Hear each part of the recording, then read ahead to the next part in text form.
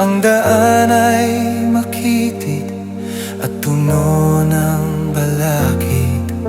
Hindi ko makita ang liwanag sa dulo, ngunit narinig ko ang boses mo na nagsasabi, huwag kang matakot.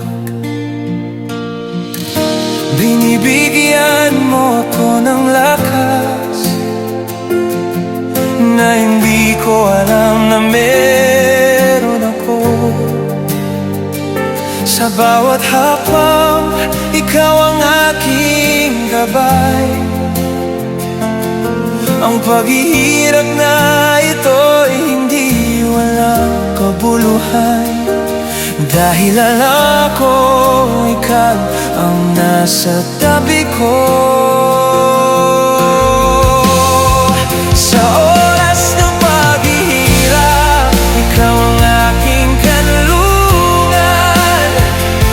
Ikaw ang aking lakas, ang aking pag-asa at liwanag. Hindi kita iiwanan kahit paano pa man ang dumating, dahil alam kong ikaw ay tapat sa iyong mga pangako.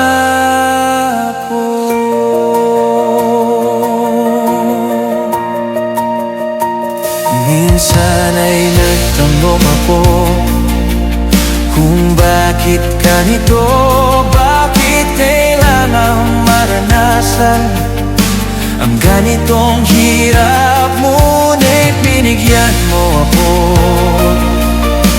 ng pag-unawa na sa bawat pagsubok, ikaw ay nagpapalakas sa akin. Ang mundo ay puno ng sakit at lungkot, ngunit ikaw ang nagbibigay ng pag-asa.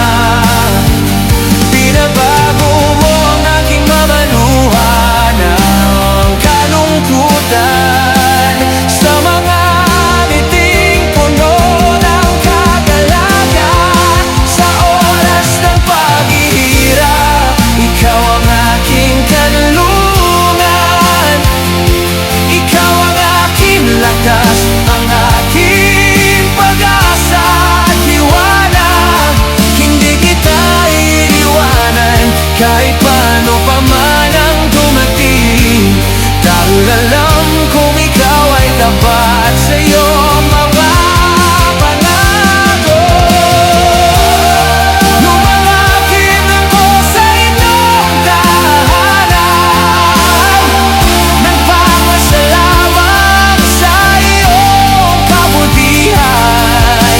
Sa lahat ng hirap na aking naranasan, ikaw ang nagdala sa akin hanggang dito. Sa oras ng paghihirap, ikaw ang aking kanlungan.